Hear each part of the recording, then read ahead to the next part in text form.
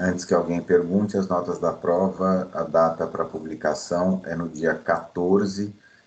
Eu quero ver se eu consigo ainda passar todas essas notas até o final do dia de hoje, tá? Hoje à noite acho que eu consigo lançar as notas. As notas dos trabalhos já estão no AVA de vocês. Se vocês abrirem o AVA de vocês, vocês já devem ver o primeiro e segundo trabalho lançados lá. E as notas deverão estar disponíveis até hoje à noite. Quero ver se eu consigo lançar tudo isso, tá? Bom, a gente teve aí uma semana de, de intervalo, né? Semana passada foi a aplicação da prova, então hoje a gente vai continuar com as reações antígeno-anticorpo, com as bases das reações antígeno-anticorpo, na parte mais conceitual, mais teórica, para depois a gente entrar especificamente nos diagnósticos, e a gente vai pegar todos esses testes, essas bases teóricas que a gente discutiu com vocês, a gente vai conversar a respeito disso em diagnósticos específicos de doenças ou de outros diagnósticos imunológicos. Então, as próximas aulas, a gente vai falar um pouquinho sobre diagnóstico de hepatite, de HIV, de sífilis, a gente vai trazer alguns outros momentos, alguns outros eventos de diagnóstico para a gente deixar um pouco mais prático, um pouco mais aplicável todos esses conceitos teóricos que a gente está vendo hoje. Tá? Então, se a gente for lembrar naquele ponto que a gente estava na aula passada, a gente conversou um pouquinho, falando que a gente tinha basicamente dois métodos diferentes para fazer essas reações de antígeno-anticorpo, né? Então, a gente tinha uma forma que era para a gente utilizar reagentes sem marcadores imunológicos nenhum, sem marcadores para evidenciar a reação. Então, a gente tem aqueles métodos que a gente já viu na aula passada, que são os métodos com reagentes não marcados, onde a gente tem a própria ligação antígeno-anticorpo mostrando para a gente o resultado da reação, sem a necessidade de nenhum outro marcador para que a gente possa visualizar, para que a gente possa interpretar essa reação. Tá? E existem também aquilo que a gente vai comentar um pouquinho a respeito de hoje, essas reações antígeno-anticorpo, onde a gente pode utilizar alguns marcadores nos nossos reagentes, e dependendo do tipo de marcador que a gente usa, a gente acaba tendo aí algumas técnicas diferentes. Então, esses marcadores, basicamente, podem ser marcadores radioativos, que a gente vai ter o radioimunoensaio, esse é esse primeiro que está escrito aí, tá? Então, a gente usa um marcador radioativo, e depois, para a gente fazer a interpretação, nós vamos fazer a leitura da emissão da radiação. A gente pode também utilizar um marcador que seja uma enzima, e aí a gente tem os testes que são esses famosos aí, que vocês devem ter ouvido falar, que são as metodologias de ELISA, que é o imunoensaio marcado com enzima, tá? A gente pode também ter um marcador fluorescente, que é a imunofluorescência, e esses mesmos marcadores fluorescentes nos permitem fazer um outro tipo de teste que a gente vai também comentar hoje, que é a citometria de fluxo, e a técnica de Western blotting, que a gente usa uma placa, um gel, para fazer a transferência da reação que foi feita para a posterior identificação e avaliação. E estaria faltando aqui ainda um quinto tipo, que está faltando de propósito, na verdade, porque deve ser um dos trabalhos que eu vou passar para vocês, que é a imunocromatografia, que são a base que a gente tem nos testes rápidos, que é bastante simples também, que é onde a gente tem a ligação antígeno-anticorpo, acontece simplesmente uma mudança de cor, tá? Então, a gente pode trabalhar. O que é importante que a gente leve em consideração, quando a gente está pensando nesses testes de maneira geral, é que todos esses testes, eles sempre são baseados nessa característica, nessa capacidade da gente reagir antígeno com anticorpo. Tá? Tudo que a gente vai discutir hoje continua sendo simplesmente ligação antígeno-anticorpo. O que vai mudar de um teste para o outro simplesmente é o tipo de marcador que a gente usa. Mas a base sempre vai ser a mesma, ligação antígeno-anticorpo. E esses testes, eles podem variar um pouquinho de acordo com a sua metodologia. A gente pode ter aquilo que a gente chama de reação direta, quando a gente já usa o reagente marcado na primeira etapa da reação.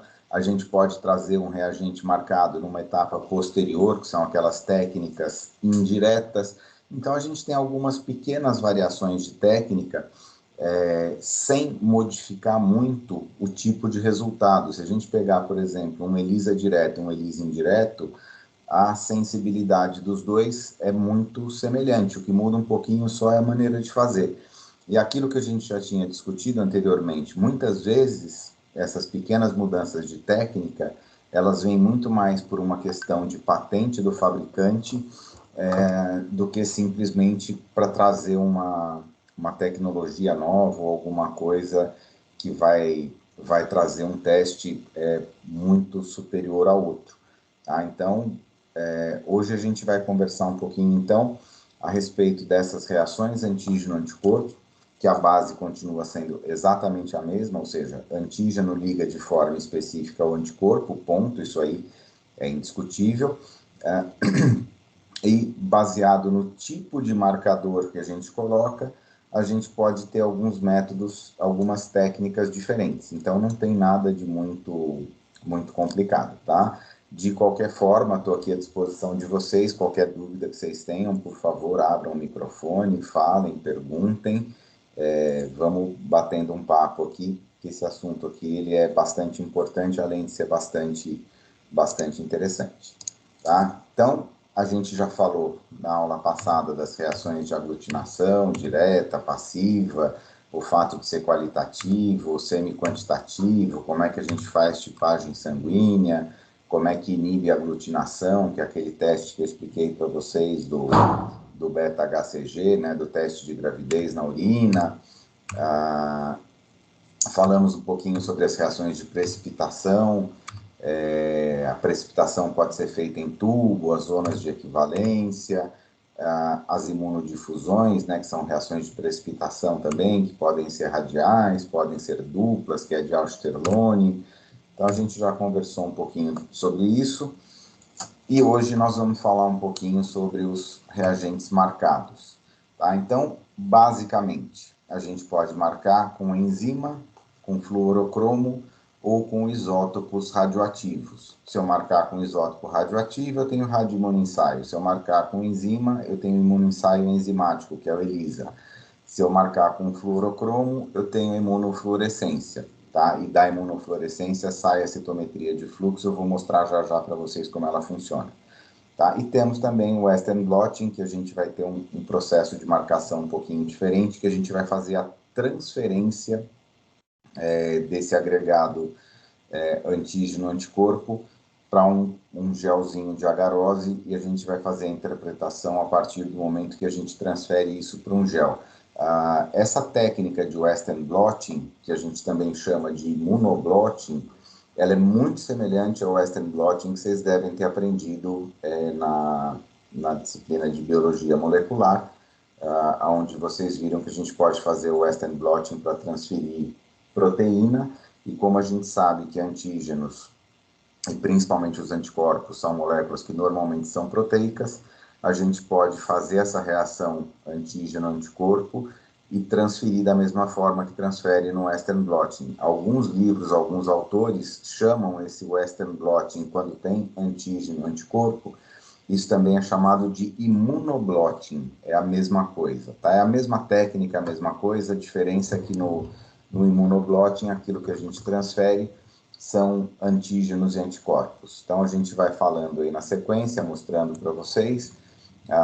De novo, eu tenho aqui aquelas 3 apresentações abertas, cada uma com algumas figuras diferentes. Eu vou trocando aqui as as figurinhas mostrando os diferentes eventos aqui, as diferentes técnicas, e a gente vai conversando então a respeito disso, tá? Essa fotografia que apareceu aqui agora é uma fotografia de imunofluorescência. A gente vai ver já já algumas outras imagens, eu vou mostrar para vocês como é que funciona a imunofluorescência, tá? Então, vamos pensar primeiro nos radioimunoensaios, tá? O que a gente faz, o que a gente usa como marcador para um radioimunoensaio? Um isótopo radioativo. E normalmente nós vamos conjugar esse isótopo radioativo nos nossos anticorpos. Então, quando a gente quer encontrar um determinado antígeno, o nosso reagente vai ser um anticorpo que está conjugado com um isótopo radioativo. E o que é interessante nos radioimunoensaios é que, como a gente consegue medir a quantidade de radiação que é formada, a gente também consegue quantificar, a gente consegue dar valor para o quanto aconteceu nessa reação. Então, é absolutamente possível a gente fazer uma reação quantitativa. Então, se eu quiser, por exemplo, pesquisar um determinado antígeno, se eu quero encontrar um antígeno, se meu diagnóstico é baseado na presença de um antígeno, eu vou colocar como reagente um anticorpo que ele está conjugado, ele está marcado com um isótopo radioativo. Quando eu tenho a ligação do antígeno com o anticorpo, esse isótopo radioativo vai ficar emitindo radiação e a gente consegue medir a quantidade dessa radiação.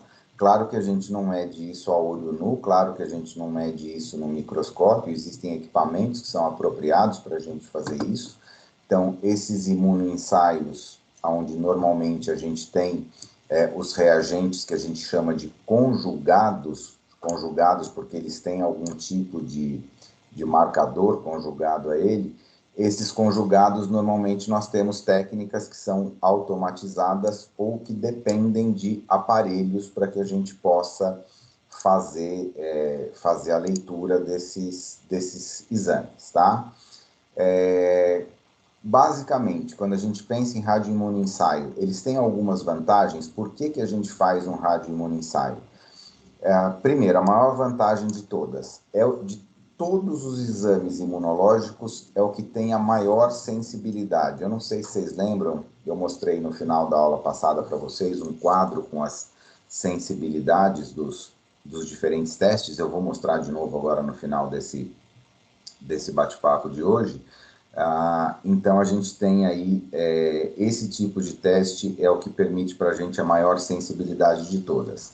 E essa sensibilidade não é porque a ligação antígeno-anticorpo acontece mais ou acontece menos. É porque simplesmente a gente verificar a radiação que é emitida por esse conjugado que tem no radioimunoensaio, é uma forma que a gente consegue detectar, claro que utilizando aparelhos, a gente consegue detectar quantidades muito pequenas de radiação, mas muito, muito pequenas mesmo. Então, um pouquinho da reação que aconteça já é suficiente para que a gente possa fazer a detecção desse teste. Por esta razão, pelo fato do marcador do isótopo radioativo ser muito fácil de ser lido, de ser interpretado, a gente acaba tendo um teste de altíssima sensibilidade. Então, de todos os testes imunológicos, de todos, os radioimunoensaios são aqueles que apresentam a maior sensibilidade. Segundo, não só o fato de ter bastante sensibilidade, a gente tem muita precisão na interpretação. Então, são exames que dificilmente vão variar seus resultados. Os resultados, eles costumam ser muito consistentes. Ainda, uma outra vantagem importante, que esses testes, eles são feitos de forma bastante rápida, bastante eficiente. Mas como nem tudo no mundo são flores, nem tudo são vantagens, existem algumas desvantagens que a gente deve levar em consideração quando a gente pensa nos radioimunensaios.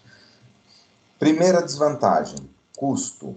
É muito alto, é muito caro a gente trabalhar com isso, tá? Então, quando a gente pensa que a gente vai entrar numa rotina laboratorial, quando a gente pensa que a gente vai fazer esses exames em grande escala, o custo começa a ser um fator determinante para nem sempre a gente utilizar esse tipo de metodologia.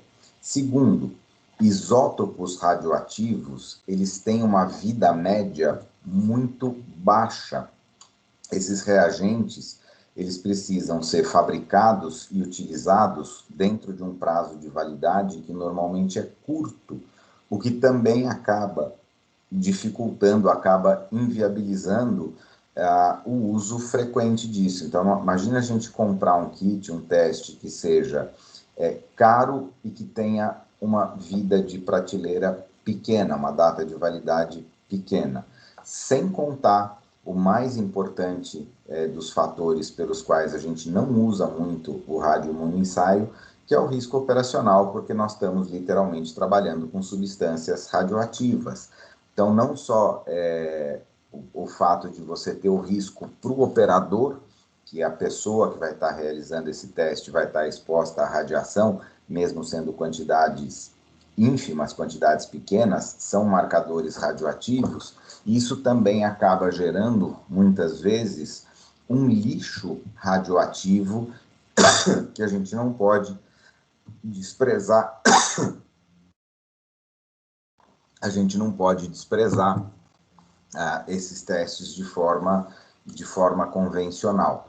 Tá? Então, por conta dessas desvantagens, os radioimunoensaios, apesar de serem os testes mais precisos, mais rápidos e que têm a maior sensibilidade, na verdade não são os mais rápidos, tá? Mas são os mais precisos, são rápidos e que têm a maior sensibilidade de todos, na prática laboratorial, a gente acaba não utilizando o radioimunoensaio.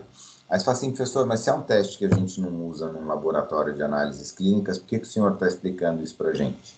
Porque é o teste mais utilizado quando nós estamos fazendo pesquisa. Então, em laboratórios de pesquisa, em centros de pesquisa, quando a gente quer determinar ou encontrar e a gente precisa de um teste que seja extremamente preciso e extremamente sensível, a gente usa bastante o radioimunoensaio. Então, quando se fala em pesquisa de antígenos, pesquisa científica mesmo, tá, gente? Não é pesquisa de simplesmente procurar. Em pesquisa científica, os radioimunoensaios são considerados o padrão ouro aí dos testes, eles são considerados os testes de referência. Então, pode ser que ao longo da vida profissional de vocês, se vocês não forem simplesmente para um laboratório de análises clínicas, mas forem trabalhar num centro de pesquisa, por exemplo, que vocês ainda acabem se deparando com radioimunoensaio, principalmente se algum de vocês mais para frente se encantar com a imunologia, resolver fazer um mestrado, um doutorado, alguma coisa, for trabalhar com pesquisa científica dentro da área da imunologia clínica laboratorial, vocês podem ser que se deparem com esses testes, com esses radioimunoensaios. Então, grandes centros de pesquisa, como, por exemplo, o Instituto de Ciências Biomédicas, que a gente tem na Universidade de São Paulo, a gente tem na Unesp, na USP já falei, na Unicamp, na Unifesp, isso para falar só das grandes escolas aqui do estado de São Paulo, a gente encontra esses radioimunoensaios, e isso pode ser realizado, mas mais numa realidade de pesquisa do que numa realidade de clínica laboratorial, tá? Da mesma forma que a gente pode marcar com isótopos radioativos, a gente pode fazer a marcação com uma enzima, tá? Então, aqui, qual é a diferença do conjugado do radioimunoensaio para o conjugado do ELISA? No radioimunoensaio, eu tenho um marcador radioativo. No ELISA, o meu marcador, o meu conjugado, aquele meu reagente, ele vai estar marcado com uma enzima, tá? Então, imagina, por exemplo, que eu vou construir no laboratório uma molécula de anticorpo e eu vou colocar aqui, junto dessa molécula de anticorpo, uma enzima. Se eu tiver a reação antígeno-anticorpo, eu vou ter o quê? Nesse meu conjugado, uma enzima, tá? E aí, o que que eu faço para saber se eu tive a reação ou não? Eu coloco o substrato dessa enzima junto da minha reação. Se a enzima estiver presente, ela vai atuar em cima do substrato e eu consigo verificar, eu consigo visualizar, eu consigo medir a presença dessa enzima na minha reação. Tá? Então, da mesma forma que a gente tem o radioimunoensaio, o ELISA ele faz basicamente a mesma coisa. Tá? Tanto ELISA quanto o radioimunoensaio, eles são extremamente parecidos. A principal diferença dos dois é óbvio que é o marcador do conjugado que a gente está usando. Numa é um isótopo radioativo, no outro é uma enzima. Mas a gente consegue utilizar tanto ELISA quanto radioimunoensaio para pesquisa de antígenos, que são antígenos solúveis, tá? Para essas proteínas solúveis. Quando a gente está pensando em antígenos particulados, quando a gente vai encontrar principalmente antígenos em tecidos, a gente normalmente usa a imunofluorescência, que é o próximo que eu vou mostrar para vocês. Tá? Então, o ELISA, ele também permite a quantificação, da mesma forma que o radioimunoensaio, o ELISA também permite a gente determinar a quantidade e a gente consegue medir a quantidade da reação de uma enzima, que é a enzima que a gente coloca no nosso conjugado, tá? Então, basicamente, o que acontece? Vamos imaginar aqui como é que funciona um ELISA. Tá? A gente tem essas plaquinhas aqui, que são essas placas de microtitulação, essas plaquinhas que tem vários pocinhos, e eu lembro de ter mostrado essas plaquinhas já para vocês na aula passada. Vocês lembram de eu ter mostrado isso para vocês, né? A plaquinha de microtitulação?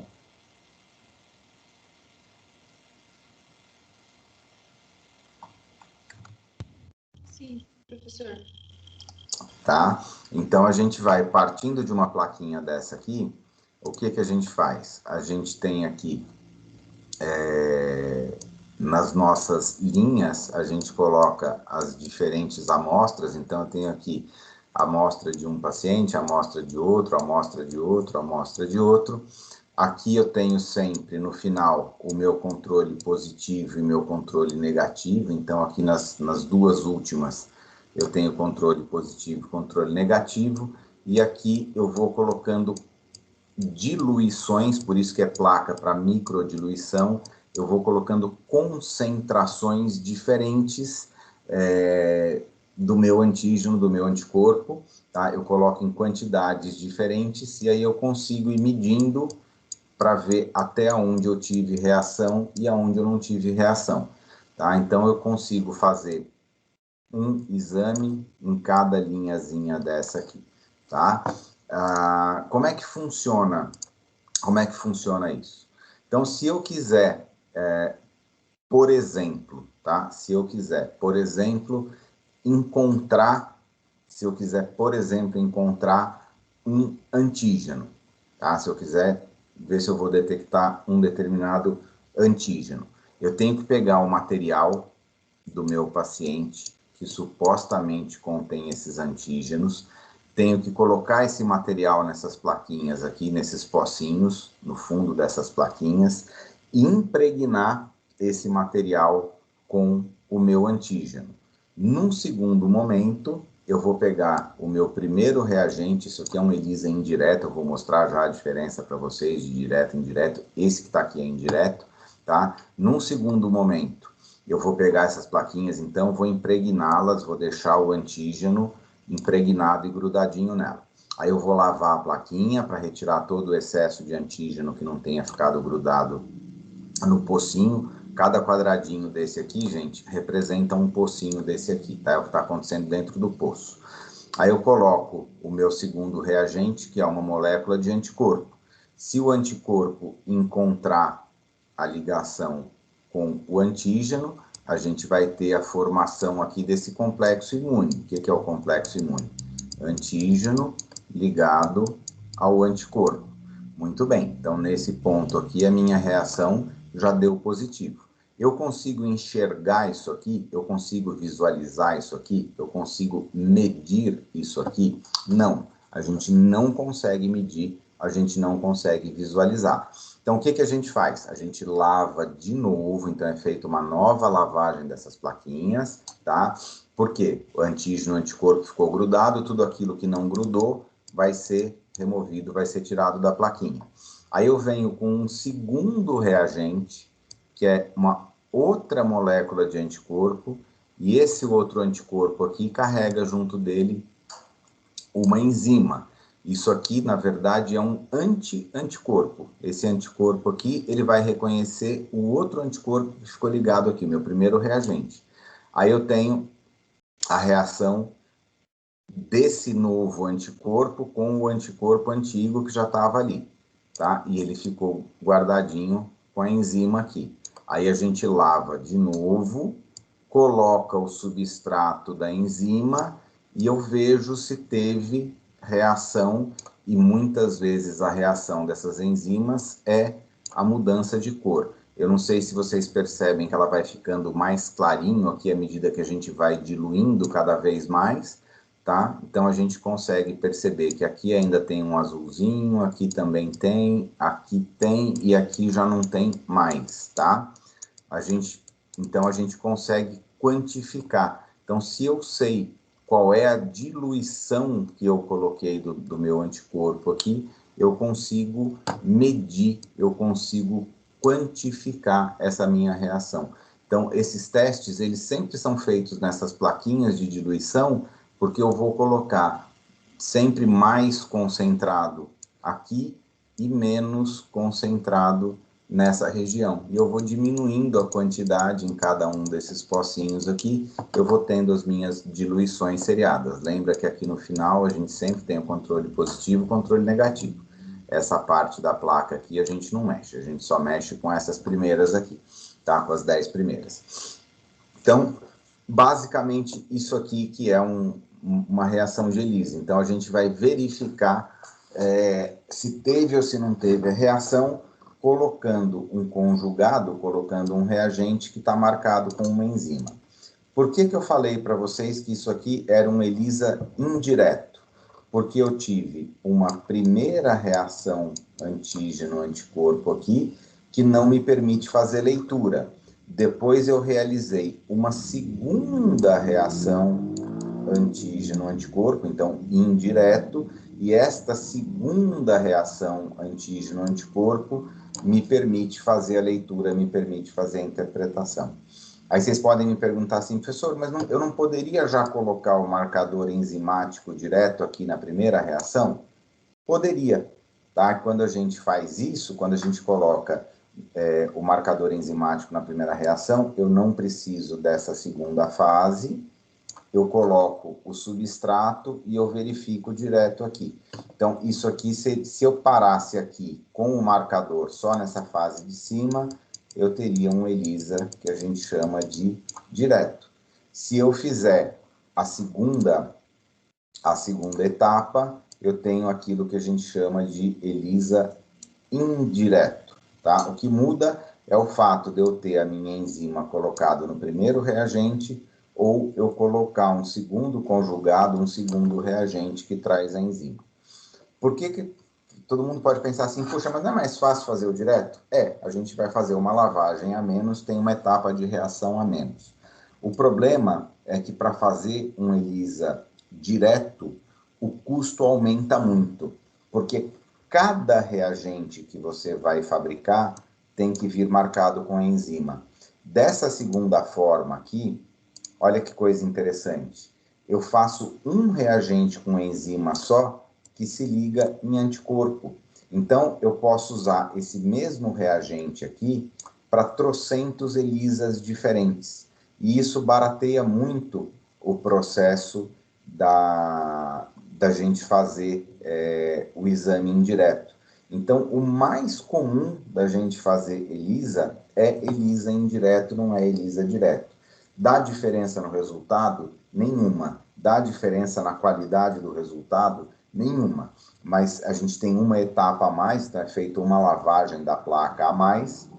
Em contrapartida, a gente consegue ter uma diminuição de custo com a mesma precisão, com a mesma qualidade, com a mesma sensibilidade do teste, por um preço muito menor, porque é muito mais barato a gente fabricar, quer dizer, a gente não vai fabricar nada, mas é muito mais barato para a indústria fabricar um reagente que tenha enzima que se ligue a anticorpo, do que ela ter que fazer um reagente desse aqui diferente para cada antígeno que existe que eu quero pesquisar, marcado com a enzima. Tá? É muito mais fácil você fabricar o reagente de leitura que seja um anti-anticorpo. Por quê? Lembra que essa parte desse anticorpo aqui, essa parte aqui na região FC, ela sempre é igual, tá? Ela sempre vai ser a mesma. Então, basta eu fabricar um anti-anticorpo, ou para IgG ou para IgM, depende do reagente que eu usei aqui, tá? E eu consigo ter, então, esse teste feito de forma simples, eficiente e barata, tá? O que eu estou mostrando aqui para vocês, essa reação, a gente não vai normalmente fazer a leitura dessas placas a olho nu, apesar da gente conseguir perceber, vocês estão vendo que vai ficando mais clarinho até esse ponto aqui. Agora, entre esse poço aqui e esse poço, pode ser que a gente fique com dúvida para saber qual foi a diluição exata.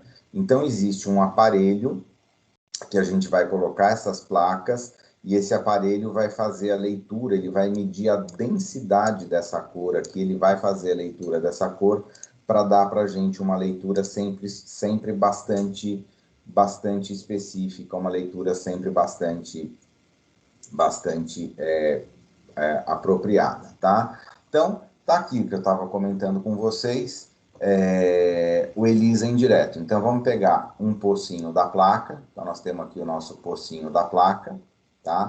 Esse poço, ele recebe um tratamento prévio, então ele é impregnado com os antígenos. Então, essas bolinhas vermelhinhas que estão aqui são os antígenos que são impregnados no poço. Aí a gente vai lavar essa placa, depois a gente vai colocar um anticorpo específico para esse antígeno aqui, lava de novo, aí eu venho numa segunda reação, um segundo anticorpo, um anti-anticorpo que é conjugado com a enzima, então o meu conjugado entra nesse ponto aqui, lavo, coloco o substrato da enzima e vou medir, fazer a medição da alteração de cor que aconteceu aqui. Essa medição de alteração de cor normalmente é feita num equipamento específico, é feita num aparelho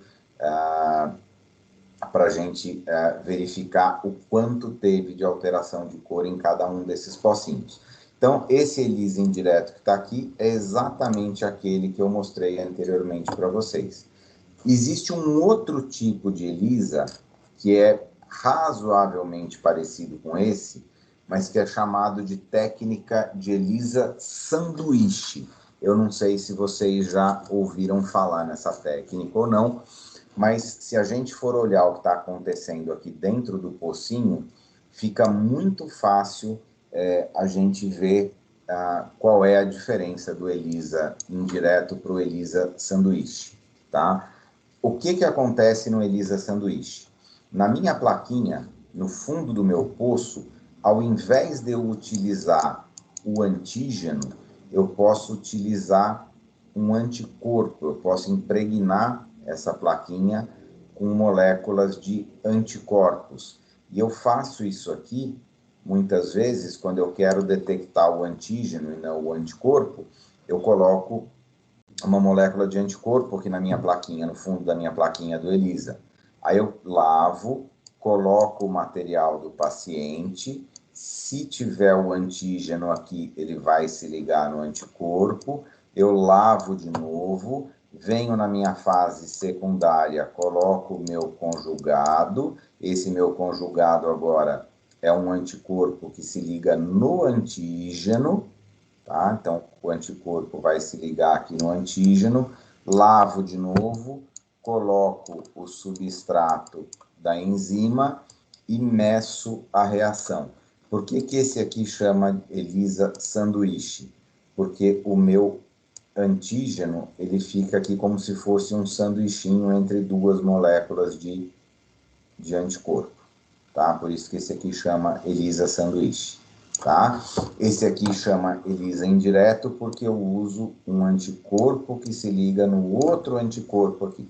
Então, por que que eu estou mostrando essas duas técnicas aqui para vocês? Tem outros jeitos de fazer ELISA, esses dois aqui, o indireto e o sanduíche, eles representam mais de 95% de todos os ELISAs que são feitos em laboratório. Nesse aqui, se eu fabricar o meu kit, o meu poço com antígeno, o que que eu vou conseguir encontrar na amostra do meu paciente que eu coloquei aqui? Eu consigo detectar moléculas de anticorpo. Então, se eu quero achar uma imunoglobulina G, uma imunoglobulina M, uma imunoglobulina A, não importa, tá? Eu fabrico a minha placa com antígeno, eu consigo achar anticorpo na amostra do meu paciente. Nesse outro jeito aqui, no ELISA sanduíche, se eu fabricar a minha plaquinha com uma molécula de anticorpo, o que que eu vou conseguir achar a hora que eu colocar a amostra do meu paciente? Eu consigo achar antígeno, tá? Então, essas duas técnicas aqui, elas existem porque no ELISA indireto eu consigo procurar anticorpos, imunoglobulinas, na amostra clínica do meu paciente. Se eu quiser encontrar antígeno na amostra clínica do meu paciente, eu preciso de uma molécula de anticorpo colocado aqui no fundo do poço, no fundo da plaquinha, tá? Depois o resto é muito parecido.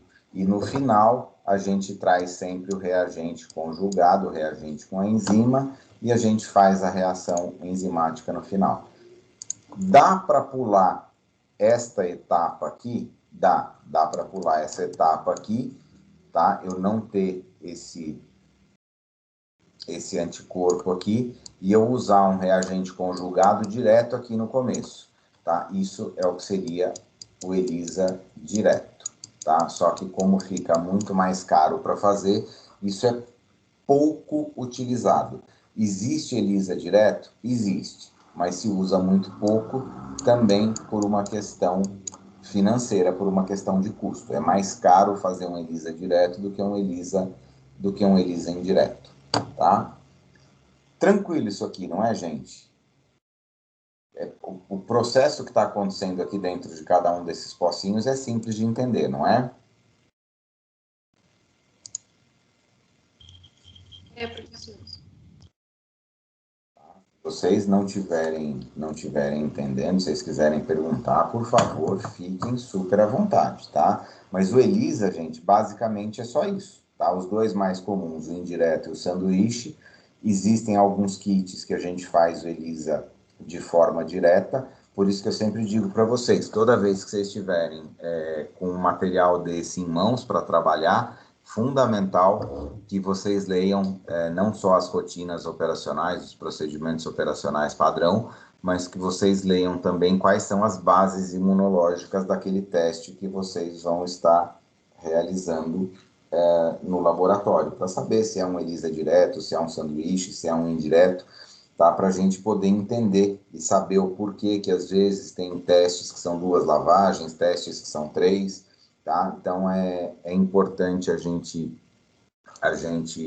tá bastante familiarizado com o tipo de teste que a gente vai utilizar. Eu vou mostrar depois, gente, mais imagens para vocês, inclusive de aparelhos de leitura desses ELISAs aqui, tá? Mas pelo que vocês estão vendo aqui, Se eu quiser procurar anticorpos ou quiser procurar antígenos, esses anticorpos e esses antígenos aqui, provavelmente, eles estão solúveis, né? Isso a gente tem solução. Então, normalmente, isso aqui a gente está utilizando o quê? O soro do paciente como soro ou uma solução líquida qualquer. Posso fazer isso com urina, posso fazer com soro, posso fazer com saliva, tá? Com lágrima, enfim. Posso fazer com antígenos solúveis. Agora, se eu quiser, por exemplo, procurar numa situação diferente, digamos que eu queira encontrar, saber um corte de tecido, por exemplo, se eu tenho um câncer, ou se eu tenho um protozoário, um parasita, se eu quiser encontrar antígenos que estão associados a partículas, preferencialmente em cortes de tecidos. O que a gente faz? A gente vai fazer uma lâmina, um corte histológico, lâmina mesmo, tá? Aí a gente pode utilizar ou um anticorpo ou um antígeno que esteja conjugado a um fluorocromo. Fluorocromos são moléculas que emitem fluorescência, eles emitem luz.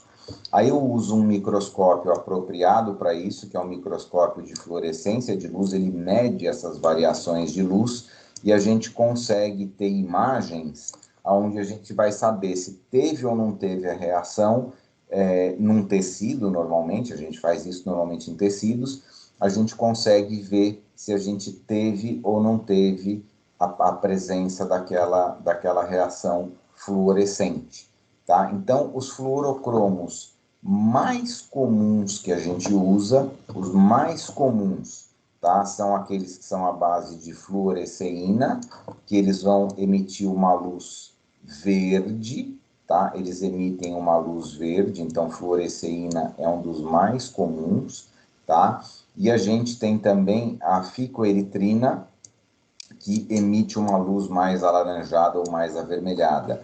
Existem outros que a gente pode utilizar também, como o Texas Red, o PerCP. Existem outros fluorocromos, tá? Esses aqui talvez sejam os 5 mais comuns: a rodamina, o vermelho de Texas, o PerCP, a fluoresceína e a ficoeritrina.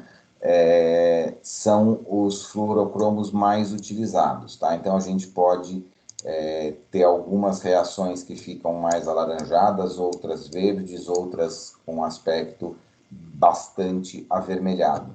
E a gente tem que saber exatamente qual é o marcador que a gente está usando, qual é o fluorocromo que a gente está usando no nosso teste, porque o nosso microscópio de imunofluorescência, a gente precisa colocar a luz dele num comprimento de onda que seja específico para que eu veja aquela reação ou não, tá? Então, o que acontece nesse microscópio aqui? Qual é a diferença desse microscópio para um microscópio óptico comum? O microscópio óptico comum, ele vai passar uma luz branca por aqui, tá? Uma luz que contém aí todo o espectro de luz visível que a gente enxerga. No microscópio de imunofluorescência, existe todo um aparato aqui, todo um aparelho que a gente consegue regular exatamente o comprimento de onda que vai passar por dentro desse microscópio aqui, e ele vai emitir uma luz num único comprimento de onda. E aí a gente consegue revelar, a gente consegue visualizar se se está tendo aquela emissão de luz ou não. Então, por exemplo, a fluoresceína, se a gente estimular o microscópio, se a gente ligar a luz dele num comprimento de onda de 495 nanômetros, essa fluoresceína, ela vai emitir de volta dessa luz aqui, uma luz com 519 nanômetros de comprimento de onda, que é uma luz verde. Então, a gente vai enxergar aqui uma luzinha verde sendo emitida. As outras emitem luzes mais avermelhadas. Então, acontece aqui, ó, imagina que eu tenho uma lâmina de vidro, coloco o meu tecido aqui, nesse tecido tem o antígeno que eu estou querendo procurar, e aí eu coloco o meu anticorpo marcado com fluorocromo. Coloco o meu anticorpo marcado com fluorocromo. Faço a minha reação, e aí eu vou observar uma imagem parecida com essa aqui. eu vejo aqui a emissão da luz vermelha, tá? Então, para que serve isso aqui? Para eu encontrar direto micro-organismos. Então, um antígeno está associado a uma partícula, a uma célula, por exemplo, de um micro-organismo. Em qualquer tipo de secreção, em urina, em corte de tecido. Se eu quiser também identificar um determinado tipo de linfócito, eu posso também fazer fenotipagem de células tumorais. Então, se eu quero saber, num corte de tecido, aonde está o tumor ou aonde não está aquele tumor, quais são as células tumorais, quais não são as células tumorais, tá? Serve também para detecção de clamídia, enfim, para uma série de outras situações onde eu tenho o meu antígeno associado a uma célula, tá? Ó, célula, célula, célula, célula, tá? Eu consigo utilizar isso quando o meu antígeno está associado a uma célula. Qual é a diferença disso aqui? Isso aqui é sempre uma reação direta, a gente não tem reações indiretas, o anticorpo sempre vem marcado com o fluorocromo específico que eu quero, ou seja, eu tenho que ter um conjugado para cada antígeno diferente que eu quero procurar, tá? Então, quando a gente usa um kit para procurar um determinado, eu quero achar, por exemplo, clamídia, tá? A única coisa que eu vou conseguir encontrar fazendo essa reação, eu só vou conseguir fazer leitura se tiver ou não tiver clamídia, tá? Porque o meu conjugado aqui, o meu reagente, que tem o meu fluorocromo, ele é fabricado especificamente um anticorpo contra o antígeno da clamídia, que já vem marcado com o fluorocromo. Então, as imunofluorescências, elas normalmente são reações diretas, ao contrário do ELISA, tá? O ELISA normalmente é uma reação indireta ou uma reação em sanduíche, e o radioimunoensaio, a metodologia é mais parecida com a do ELISA, a gente faz em pocinho também, tá? Então, serve para isso. Dá para fazer imunofluorescência indireta? Dá. Dá para fazer imunofluorescência indireta também. Eu posso colocar um anticorpo marcado, um anti-anticorpo, né, uma anti-imunoglobulina marcada com fluorocromo, e aí eu consigo fazer também a detecção. Aqui eu estou encontrando eu estou encontrando aqui fenótipos em células tumorais. Nessa outra aqui, isso aqui é de clamídia, tá? Então, a gente consegue encontrar populações celulares distintas com a imunofluorescência indireta. Então, eu posso... perdão, isso não é clamídia, isso é tripanossoma, tá? A gente consegue iluminar todos os tripanossomas aqui, tá? Aqui é o tal do FAN, o anticorpo antinuclear, o fator antinúcleo, tá? Então, a gente consegue detectar anticorpos específicos ou contra micro-organismos ou em várias doenças autoimunes. Eu não sei se algum de vocês aí trabalha em laboratório, mas tem um exame que chama FAN, fator antinúcleo, tá? Fator antinúcleo, ele pode ser feito, normalmente ele é feito com imunofluorescência indireta.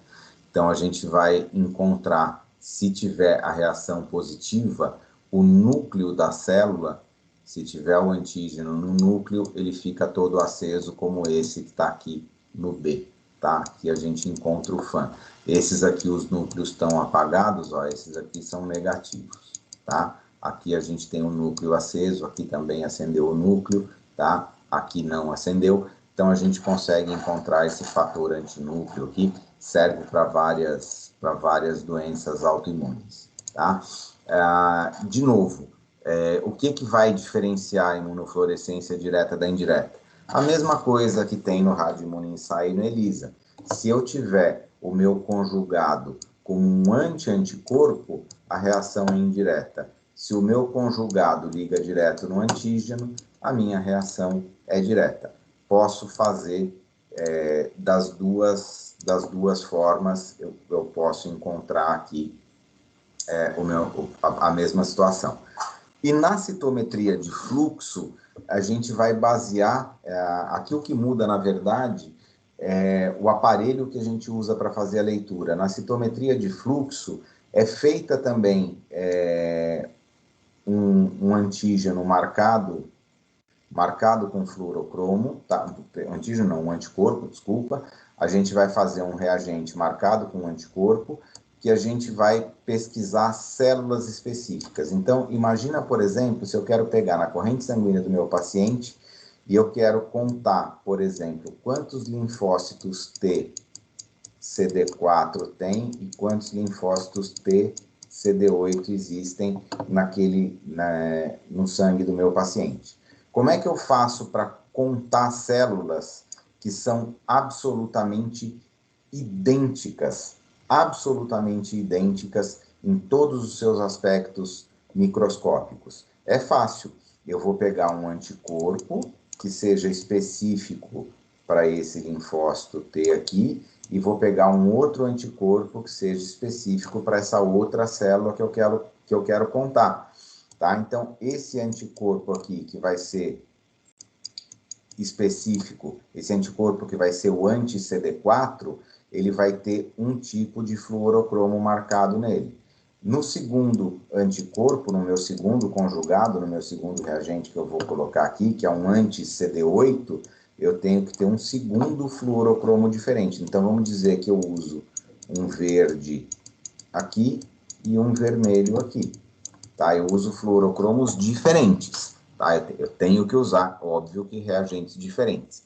Aí eu vou passar essas células por dentro de uma máquina e isso aqui, gente, imagina que eu tenho, por exemplo, um funil que vai afunilando, afunilando, afunilando. Esse funil vai ficando tão fininho que chega num determinado ponto desse funil que só passa uma célula de cada vez. Ele vai ficando fino, fino, fino, fino, fino, e o que acontece aqui é que essas células vão passando uma por uma. Tá? Aí a gente tem aqui uma fonte de luz, que vai bater num ponto só desse funilzinho aqui, e aí tem o fluorocromo aqui. O que que acontece quando eu bato a minha luz aqui? Eu tenho um fluorocromo. Um vai piscar de uma cor, o outro vai acender da outra, dependendo do fluorocromo que tiver marcado. Eu tenho uma placa aqui, um sensor, igual um sensor de máquina fotográfica, que vai, cada vez que acende uma cor, ele conta. Então, ele conta um verde, um vermelho, um verde, um vermelho, um verde, um vermelho, e ele vai fazendo a contagem à medida que essas células vão passando aqui. A gente fica sabendo quantos são CD4, quantos são CD8. Ah, professor, mas e se tiver uma outra célula no meio aí que não é nem CD4 nem CD8? Não tem fluorocromo, não pisca, não conta, tá? Então, na citometria de fluxo, é uma variação da imunofluorescência, que a imunofluorescência, tanto a direta quanto a indireta, a gente normalmente faz isso em lâminas, a gente faz para células, em lâminas, tá? A citometria de fluxo a gente usa para fazer contagens de células, principalmente células sanguíneas, tá? Então, a gente consegue contar essas células. Então, óbvio que os marcadores para as diferentes células têm que ser fluorocromos diferentes, e aí existe um aparelho da citometria de fluxo, que é o citômetro de fluxo, que é esse aparelho que eu falei para vocês, que ele vai fazer com que as células passem de forma unitária aqui nessa cânula, e a iluminação é feita por um feixe de luz extremamente fino. Por essa razão, é sempre luz emitida a partir de laser, tá? Para que você tenha um feixe de luz extremamente fino, extremamente controlado, que ilumine uma única célula. Então, claro que não dá para usar uma lâmpada para iluminar uma célula, eu tenho que usar um feixe de luz extremamente fininho, tá? Então, essa fonte de luz aqui, ela vem de um raio laser, tá? E aí a gente vai medindo verdes e vermelhos, o aparelho vai medindo verdes e vermelhos para cada célula que passa, que é estimulada por essa fonte de luz, e a gente vai fazendo, então, a contagem, tá?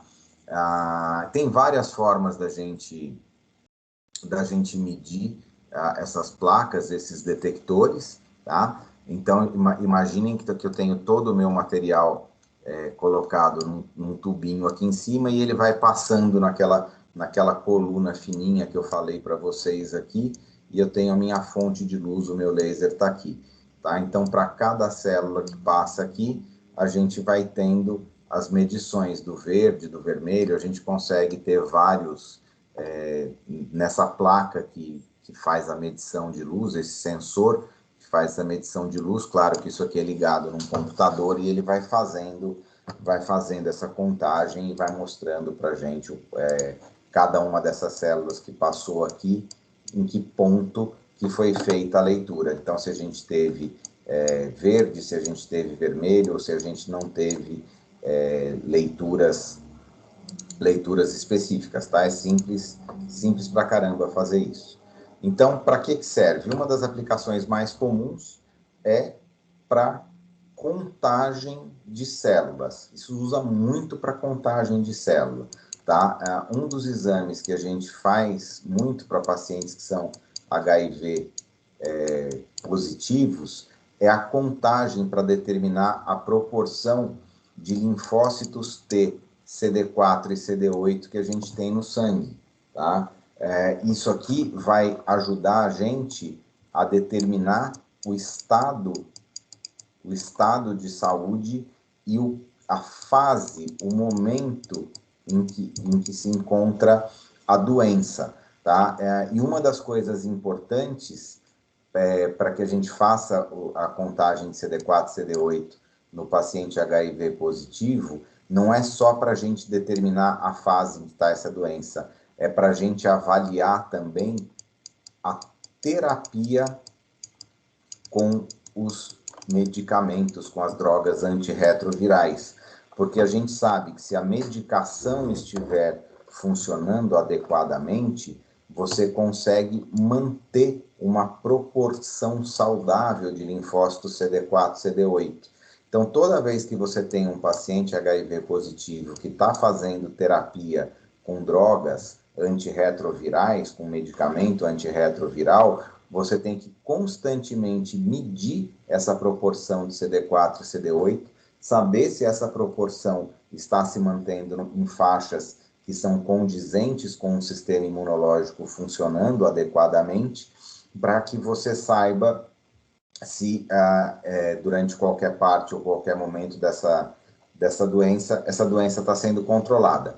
Quando você começa a encontrar desequilíbrios nessa proporção de CD4 e CD8, isso é um indicativo para o médico infectologista, que normalmente cuida desses pacientes, para que ele faça ajustes ou trocas nas medicações. Então, inclusive para acompanhar, eu estou dando o exemplo aqui do HIV, gente, mas isso pode ser feito também para doenças autoimunes, para uma série de outras situações, tá? Então, serve para caracterizar populações de células, serve para contar populações de células. Isso é muito utilizado em pacientes HIV positivos e apesar da televisão ultimamente só falar de coronavírus, existe um número considerável da população que é HIV positiva, que faz tratamento com terapia antirretroviral, então esses exames são feitos com bastante frequência.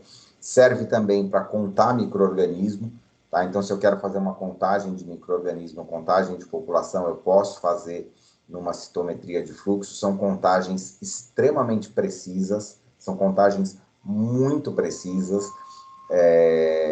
não é um exame barato de se fazer, tá? Mas são contagens extremamente precisas. Dá também para a gente separar populações de células e também fazer análise de proliferações celulares. Então, se eu quero saber se uma determinada célula está proliferando mais do que outra, eu faço a reação marcando aqui os meus diferentes tipos de células e eu consigo saber, eu consigo fazer diferenciação de proliferação, tá? Como é que vocês acham que a gente pode separar populações diferentes de células dentro desse aparelho aqui? Como é que vocês acham que dá para separar?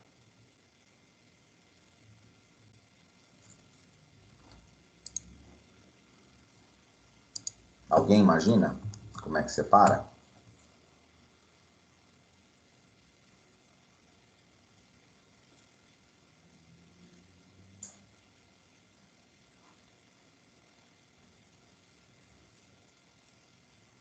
Alguém quer arriscar? Como é que vocês fariam para separar as células aqui dentro? Que pela cor fica fácil, mas como é que eu separo isso no final em tubo separado? Se eu quiser coletar tudo que é CD4 num tubo, tudo que é CD8 no outro, e tudo que não for nenhuma das duas no terceiro tubo no meio. Como é que a gente faz?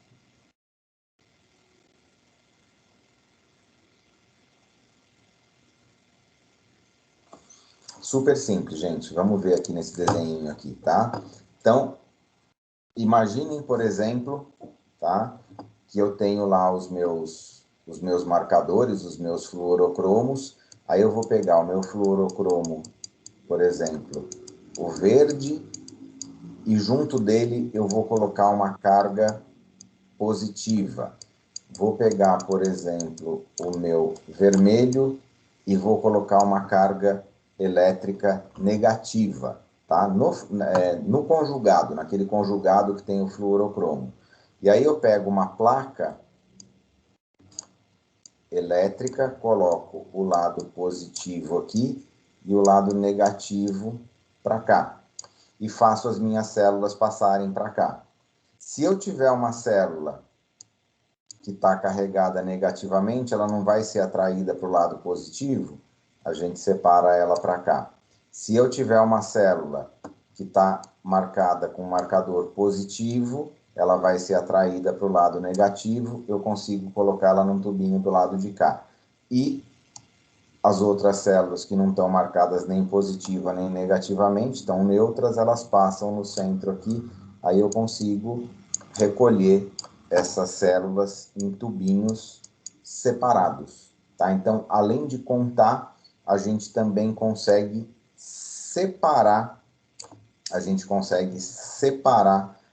essas populações celulares, tá? Então, isso aqui é um citômetro de fluxo, isso é um aparelho que faz citometria de fluxo, é um negócio super sem graça, porque todo esse processo aqui é fechado, tá? Mas a gente tem aqui a pontinha dele, onde vão sair as células aqui. Então, você coloca todo o seu material de pesquisa aqui dentro, isso fica ligado no computador, e tudo aquilo que eu estava falando para vocês, de sensores, de placas e de luzinhas, está acontecendo aqui dentro desse aparelho, tá? Então, são processos completamente automatizado. A gente não tem controle sobre citometria de fluxo, tá? Aliás, gente, vou até parar um segundinho aqui.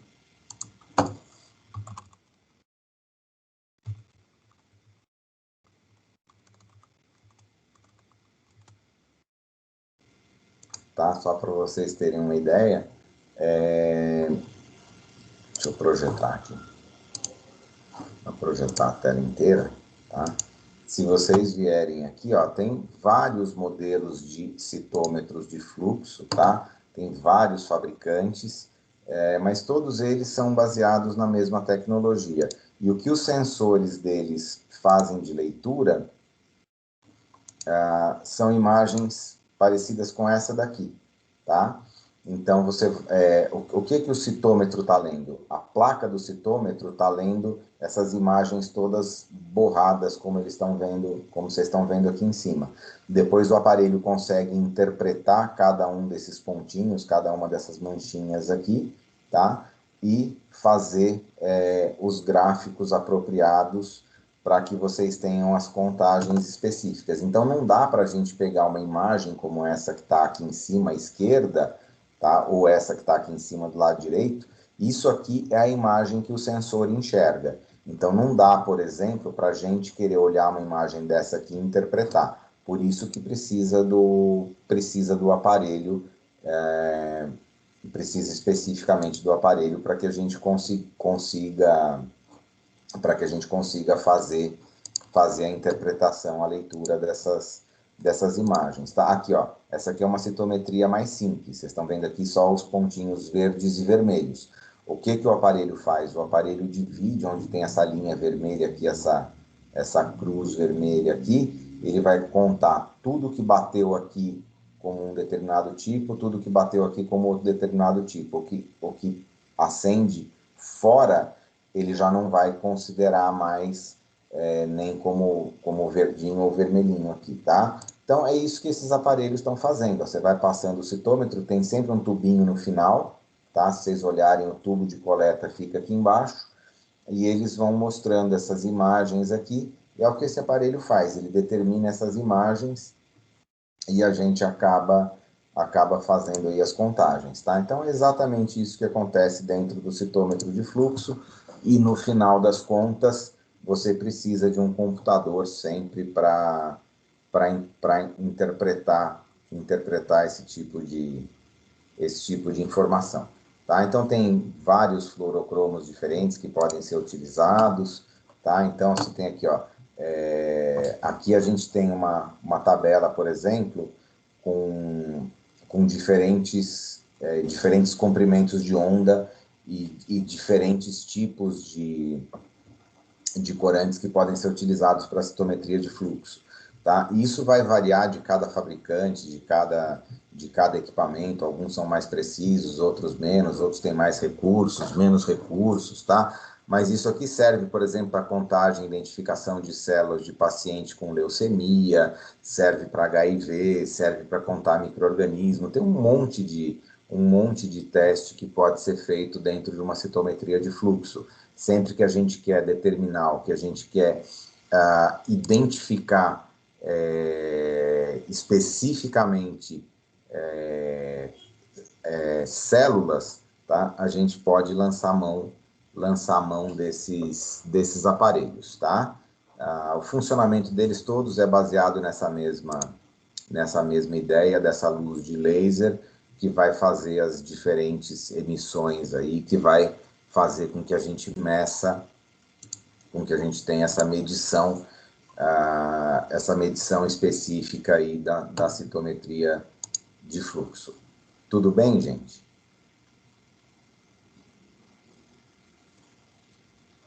Tranquilo? Até aqui? Tranquilo.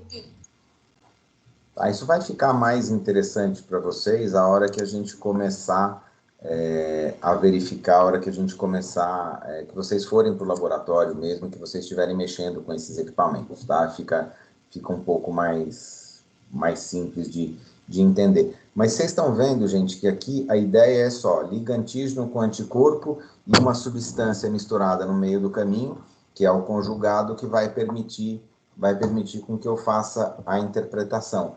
Então, como eu costumo dizer, as pessoas, imunologia é tão difícil, tão difícil. Essa parte da imunologia é fácil. Antígeno liga com anticorpo e ponto. Acabou. Todos esses testes são baseados por essa mesma ideia, tá? Bom, vamos lá. Tá? O Western Blotting. Western Blotting vocês já aprenderam, né? Acho que eu já perguntei isso para vocês. Vocês tiveram aula do Bruno de Western Blotting, não tiveram?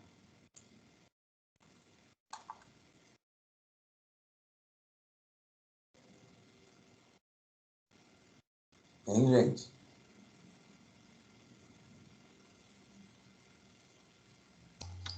Tivemos sim, professor.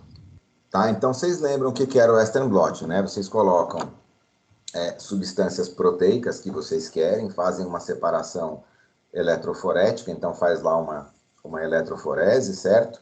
Separa tudo aquilo num gel, do gel vocês passam aquilo para uma membrana, e aí vocês usam um corante para ver a presença daquelas bandinhas ali do gel que foi passado para a membrana, certo? Não é isso que vocês viram que era o Western Blotting?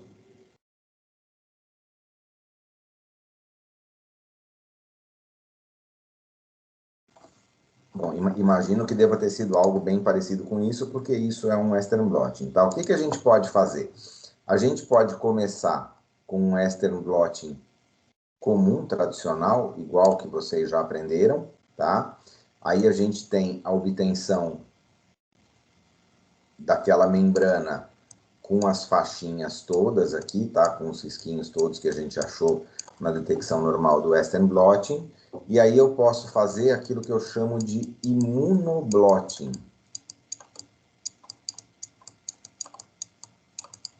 O imunoblotting. O que é esse imunoblotting?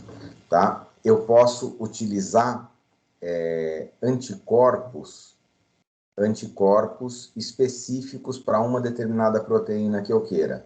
Aí eu faço, então, uma reação antígeno-anticorpo em cima de um Western Blotting que a gente fez. Aí eu coloco o meu anticorpo primário. Essas reações do imunoblotting normalmente são reações indiretas. Lembra da reação indireta do ELISA, por exemplo? Você coloca um anticorpo primeiro e ele liga no antígeno. Depois você pega um segundo anticorpo que estava lá marcado com enzima, que é o conjugado à reação indireta. Aqui a gente faz a mesma coisa, tá? A gente faz um anticorpo primário, que vai ligar antígeno-anticorpo aqui. Aí a gente coloca um anticorpo secundário, tá? Um anticorpo secundário, uma reação indireta, que vai ter um marcador qualquer, que eu vou pôr para revelar e vou observar as faixinhas onde eu tive a presença específica do anticorpo. Então, para que a gente faz um imunoblotting? Tá? A partir de um Western blotting tradicional, a gente vai fazer uma reação antígeno-anticorpo e ela serve para revelar, para mostrar para mim se uma dessas bandas de proteínas que a gente achou aqui naquele Western blotting, se é especificamente a proteína que eu estava querendo encontrar. Tá? Então, isso é uma das formas que a gente tem de fazer uma separação por Western blotting e fazer a leitura através de uma reação antígeno-anticorpo. Tá?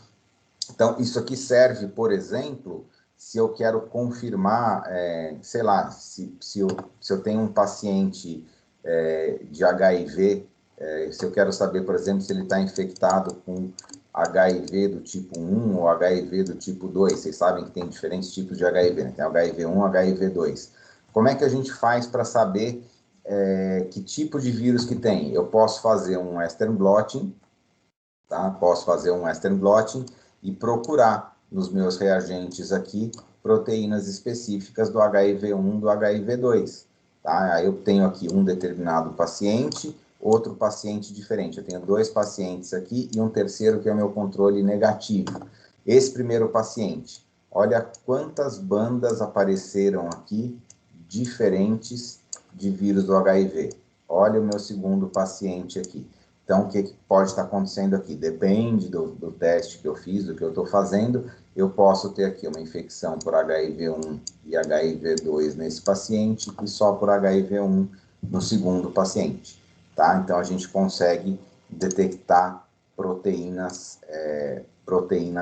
bastante específicas. Tá? Então, a reação do imunoblotting, ela começa com um Western blotting clássico, e ele passa, então, depois por uma reação antígeno-anticorpo para eu detectar proteínas específicas, e isso também é utilizado para diagnóstico. O problema do Western blotting, quando a gente vai pensar em diagnóstico clínico, é um teste bastante preciso, é um teste que tem uma precisão grande, só que ele é um teste demorado para ser feito, caro e exige bastante habilidade do técnico de laboratório que vai fazer. Tá? O Western blotting, esses testes não são testes automatizados, eles muitas vezes são testes com muitas etapas manuais, ele depende muito da habilidade do operador. São testes demorados e são testes bastante caros. Então, algumas vezes, esses Western blottings, eles são utilizados como confirmatório de algumas de suspeita de alguns testes laboratoriais. Tá? Então, algumas confirmações são padronizadas por Western blotting. A do HIV, até alguns anos atrás, era sempre confirmado com Western blotting. Hoje em dia não é mais, porque a gente já tem alguns outros testes de ELISA que conseguem ter uma sensibilidade bem próxima do Western blotting, e aí você hoje em dia confirma por ELISA. HIV está confirmando mais por ELISA do que por Western blotting, mas foi por padrão durante muitos anos. Confirmação de HIV era com Western blotting. Pode ser confirmado até hoje, o problema é que é caro e demorado. Mas funciona super bem, tá? Vou voltar aqui. Tá? E os ensaios imunocromatográficos, que são os famosos testes rápidos que a gente conhece aí, o que a gente tem? A gente tem um papelzinho filtro, uma tirinha de papel absorvente, tá? Então, a gente tem uma tira de papel absorvente. Você tem um local que é onde você vai colocar a sua amostra, tá? Então, a gente coloca a amostra aqui. Essa região aqui é o local onde a gente vai colocar a nossa amostra. Existe um reagente que fica aqui dentro dessa fitinha, tá? Essa fita é uma tira de nitrocelulose normalmente. Então, isso aqui é um papelzinho absorvente. Essa amostra, ela vai sendo absorvida, ela vai caminhando, ela vai passando pelo reagente, tá? Acontece a reação aqui, tá? E aí, nessa tirinha de nitrocelulose aqui, que isso aqui vai sendo absorvido e vai passando, a minha amostra vai passando por aqui, isso aqui é um líquidozinho, normalmente é líquido, é saliva ou sangue, tá? Essa amostra vai passando nesse fluxo, e aí ela tem uma região para indicar se o teste foi positivo ou não, e uma região para indicar o controle para saber se o teste está funcionando ou não. Então a gente sempre tem duas marquinhas aqui, uma que sempre vai aparecer se o teste funcionar, que é a marquinha do controle, tá? E uma que só vai aparecer se o teste for positivo. Então, se a gente aumentar essas imagens aqui, nessa aqui tá fácil de ver, ó. Tem o risquinho do C e o do T. Tá aqui no teste e aqui no C é o controle. Então, se o teste for... O controle sempre tem que dar o risquinho. Sempre, sempre, sempre, porque se o teste estiver funcionando, o controle sempre tem que ter o risquinho. E o teste aqui é para a gente fazer a leitura se deu positivo ou não, tá? Então, é só a gente olhar aqui nessas duas plaquinhas do lado esquerdo, eu tenho um risco na região do controle e mais nenhum. Nessas outras duas do lado direito aqui, eu tenho o controle com risquinho, e se vocês perceberem, tem o risco aqui também na região do T aqui do teste, tá? Então, aqui eu tenho o risquinho do teste, aqui eu tenho o risquinho do teste. Aqui eu tenho o risquinho só do controle, tá? Se vocês olharem com calma depois nesses slides, tá? Vocês vão ver que aqui tem dois risquinhos. O risquinho do controle está aqui em cima, o risquinho do teste está aqui embaixo.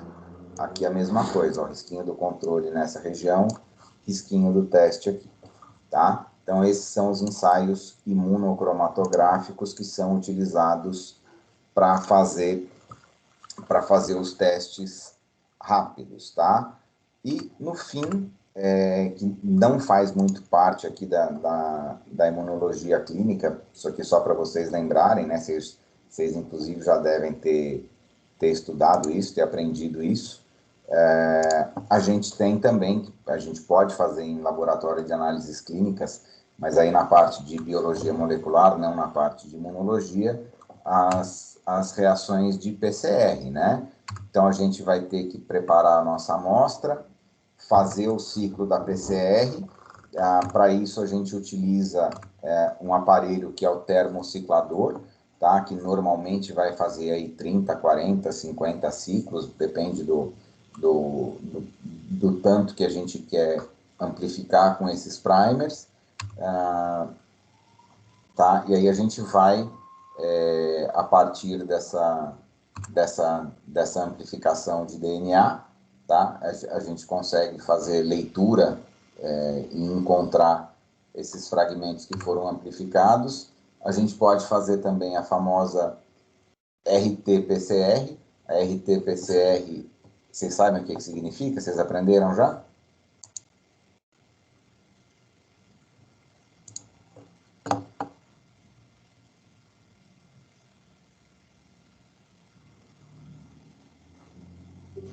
Hein, gente? A PCR comum vocês aprenderam já na biologia molecular, né?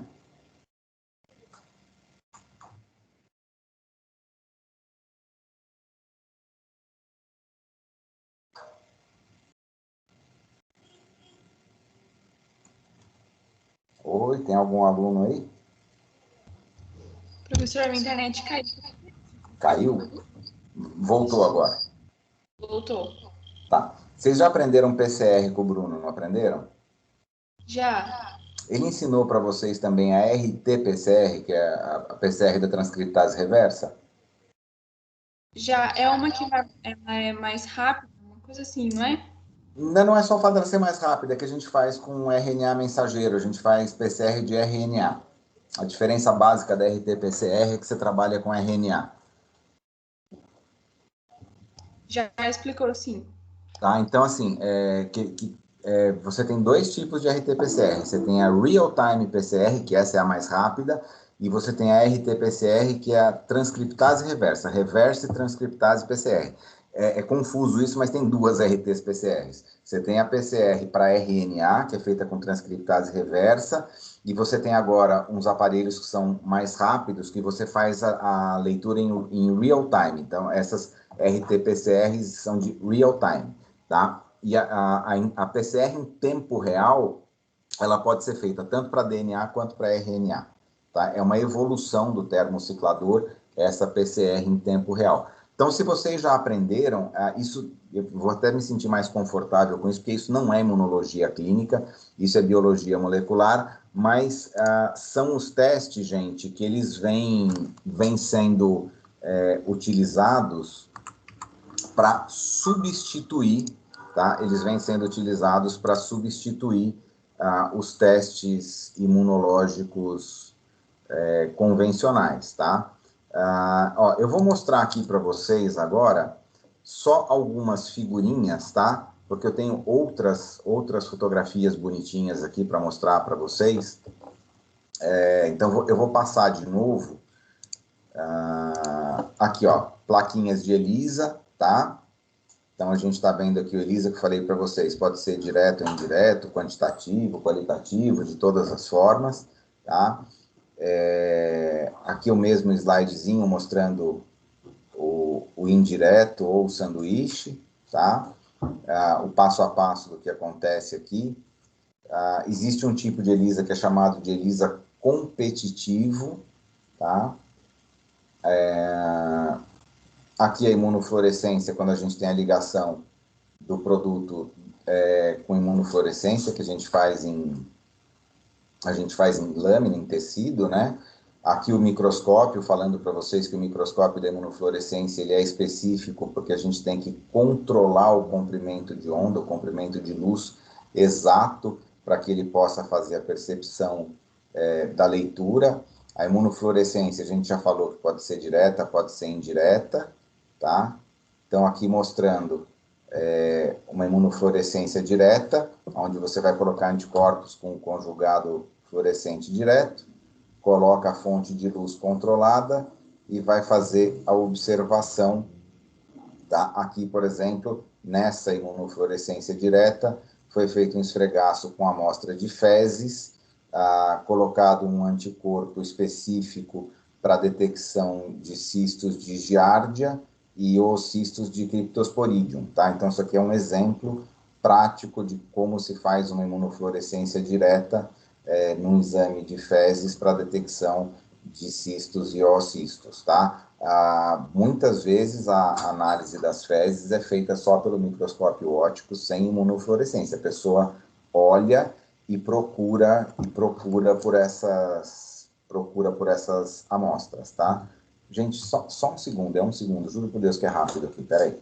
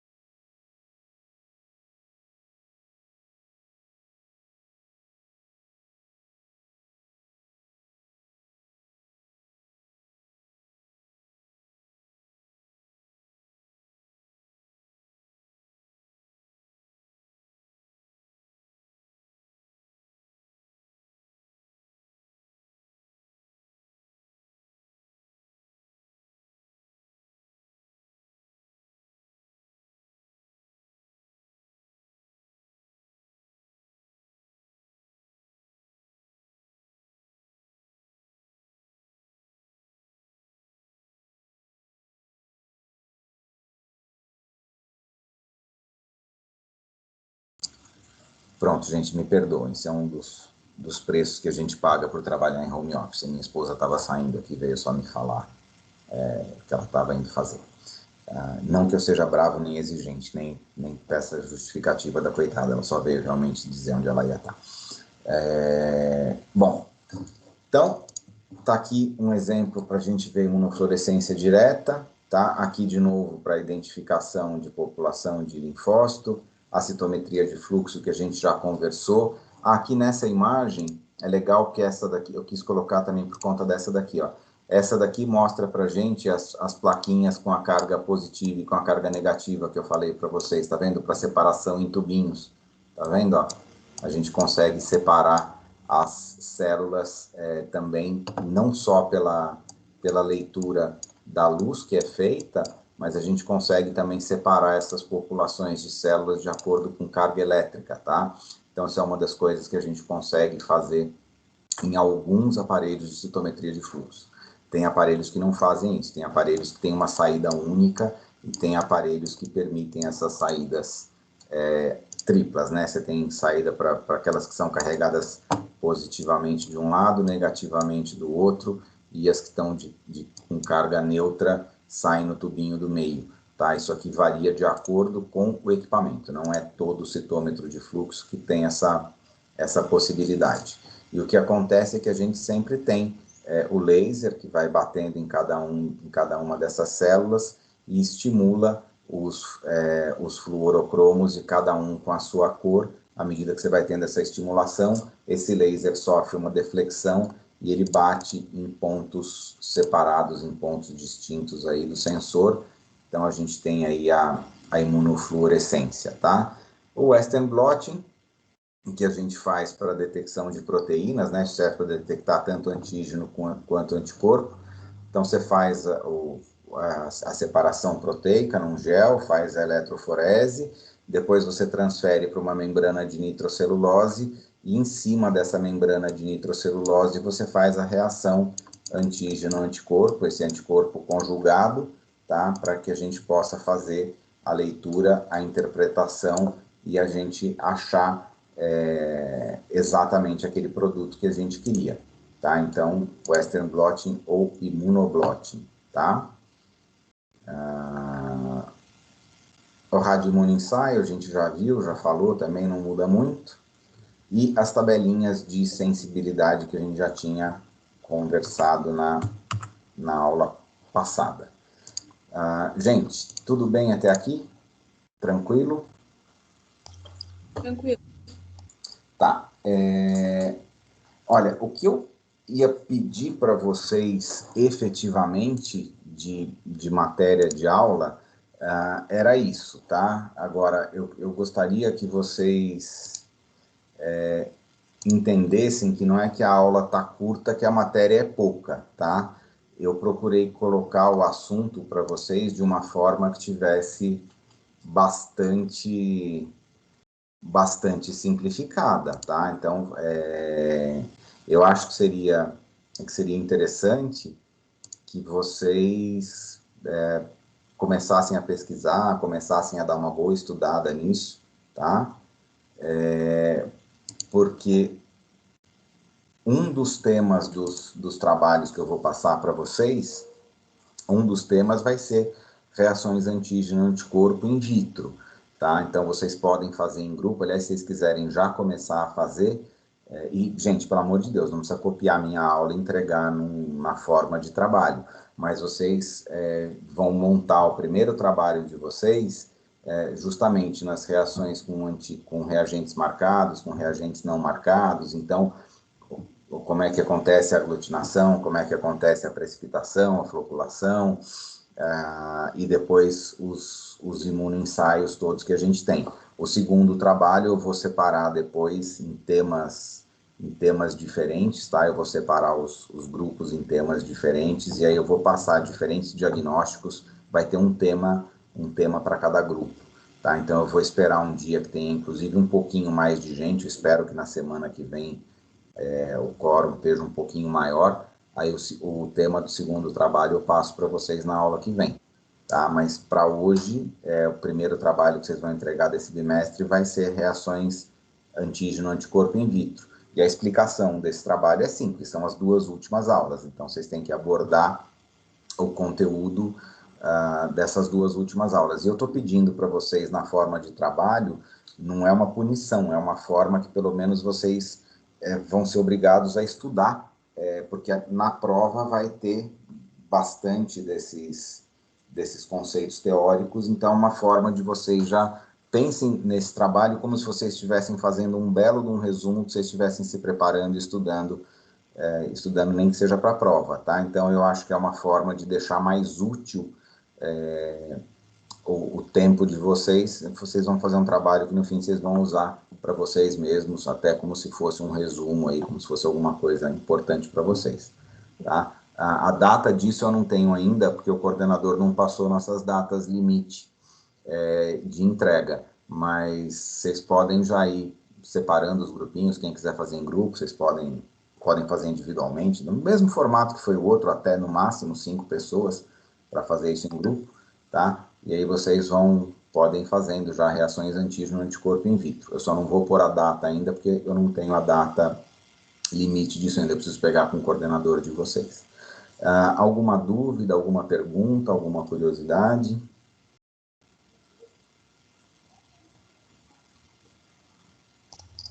Tudo certo, professor.